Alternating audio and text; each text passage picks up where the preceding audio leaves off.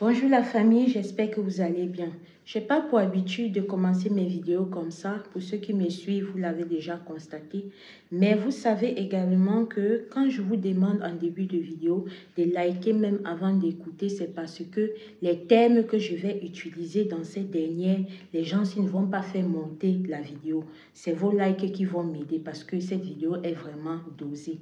Écoutez les détails de cette horrible histoire.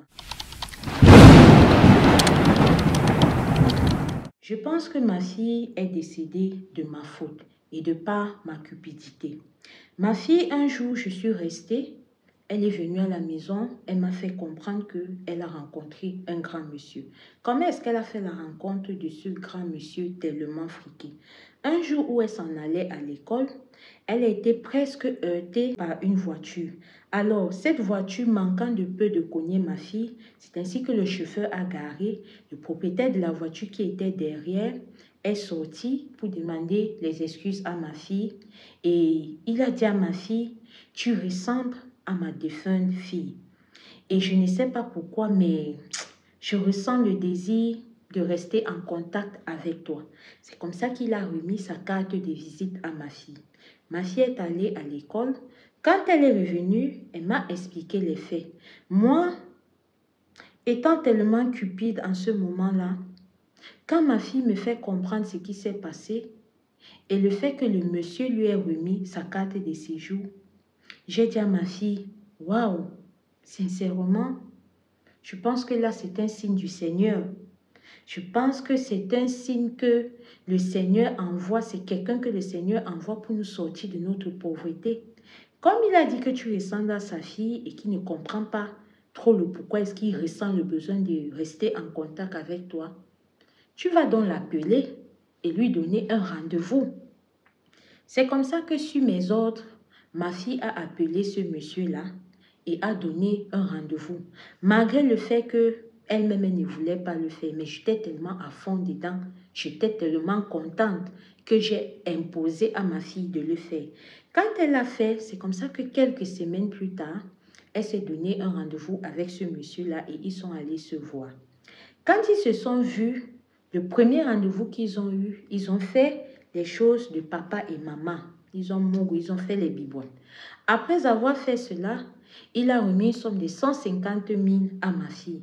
Quand ma fille est rentrée avec les 150 000, j'ai dit à ma fille que tu vois, quand je t'ai dit que j'ai le flair, quand je t'ai dit que j'ai senti que le monsieur là avait été envoyé pour nous sortir de notre pauvreté, tu crois que je blague? Je dis qui pour toi? Elle me dit tu es ma mère. Je dis voilà, ça veut dire que j'ai plus d'expérience que toi. Je sais ce que c'est. Et moi, j'ai vu que ce monsieur-là va énormément nous aider. C'est comme ça que j'ai encore incité ma fille à prendre un deuxième rendez-vous avec le monsieur. Sur mes ordres, elle a encore appelé le monsieur. Ils se sont encore donné un deuxième rendez-vous. Cette fois-ci, pour le deuxième rendez-vous, il a réservé une chambre huppée dans un hôtel de la place. C'est comme ça qu'il a amené ma fille là-bas dedans.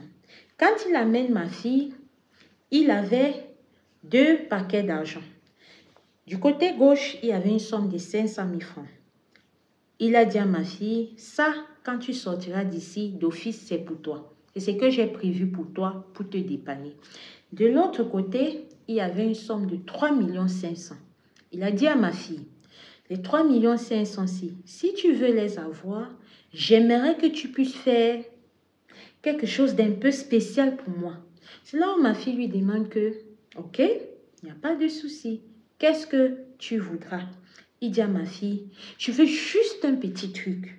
Pas grand-chose, juste ça. Et ça ne va même pas prendre le temps. Plus vite on aura fini, plus vite, voilà, tu auras tes 500 000 et tes 3 500 000, donc ça te fera 4 millions comme ça.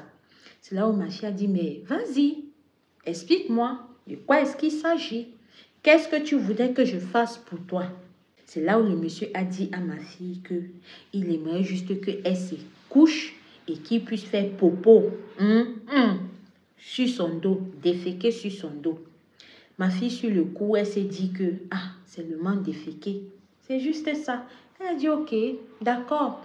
C'est ainsi qu'elle s'est couchée. Le monsieur a fait ce qu'il avait à faire. Quand elle se lève maintenant, elle dit que je m'avais me nettoyer avant qu'on ne parte. Elle entre dans la douche, elle se nettoie. Quand elle ressort, le monsieur n'est plus là. Les 500 000 ne sont plus là.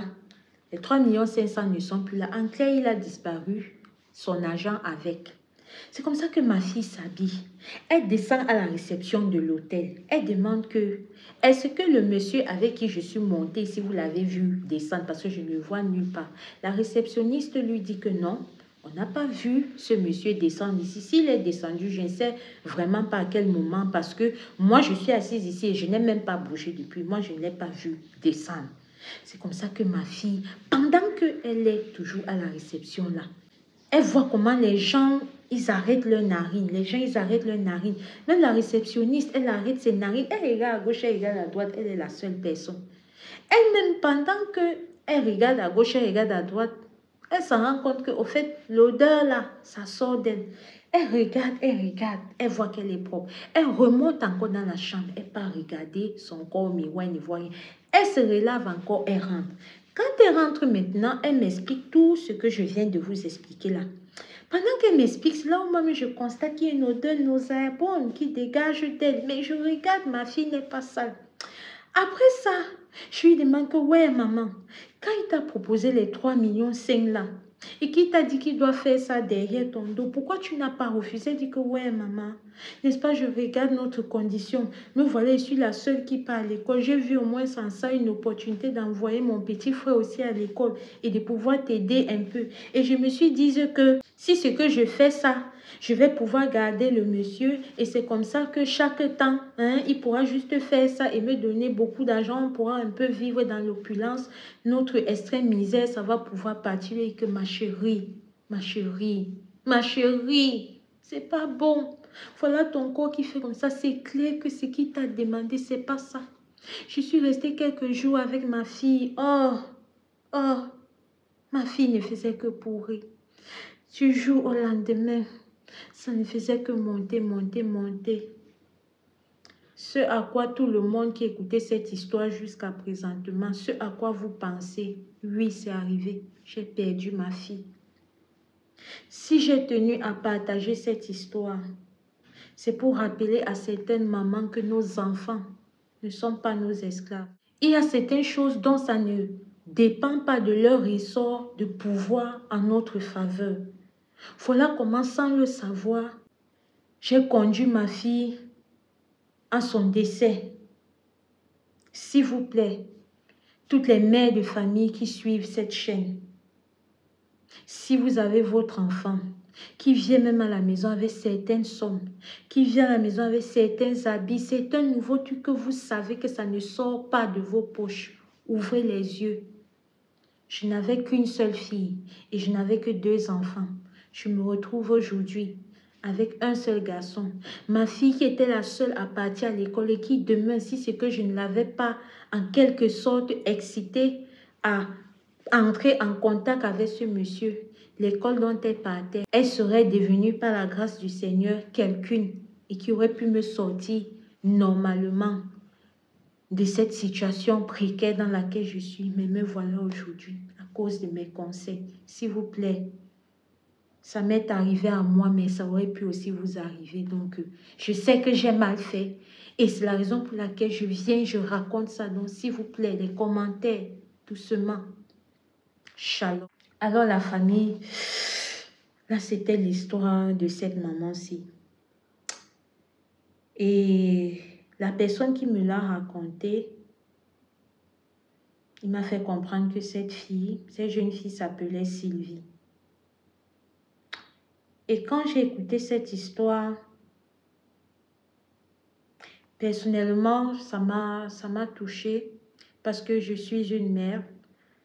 Ça m'a touchée parce que, comme la plupart d'entre vous, je n'ai pas forcément grandi dans l'opulence, mais je dis merci au Seigneur. Je dis merci à mes parents d'avoir pu pouvoir certaines choses pour moi. Certaines choses qu'ils ont dû faire qui, à un moment donné, m'a peut-être mise à l'abri de certaines choses. Il y a tellement de jeunes filles qui vivent des situations ici au dehors que si elles doivent s'asseoir pour parler, vous allez comprendre que derrière des sourires se cachent parfois des personnes brisées par la vie. Vous allez comprendre que derrière des sourires, derrière la joie de vivre de certaines personnes, s'ils doivent vous détailler au quotidien ce qu'elles vivent, ce qu'ils vivent, ça ne vaut pas la peine. Donc, si on a pour habitude de juger certaines personnes, ne sachant pas ce par quoi ils passent, ce qu'ils vivent au quotidien, quand nous mangeons bien, quand nous portons de bons vêtements, quand nous avons de bons parfums, de belles perruques et tout, abstenons-nous. Cette histoire m'a beaucoup fait réfléchir. Je vous invite à être bienveillant en commentaire. Parce que quand quelque chose va t'arriver, le si je savais vient toujours après. Si c'est ta première fois avec nous, partage, commente, abonne-toi si ce n'est pas déjà le cas. Et quant à moi, je ne vais pas être longue. Je vous dis un bonjour ou un bonsoir en fonction de où est-ce que vous m'écoutez. Et je vous invite à rester prudent, à prier sans cesse parce que le dehors est miné. Oh, cette histoire, je vous raconte cette dernière, il est pratiquement 3h30. Je ne sais même pas si elle va dormir, mais je pense qu'elle va dormir. Au revoir la famille et merci pour votre soutien au quotidien. Merci. Au revoir.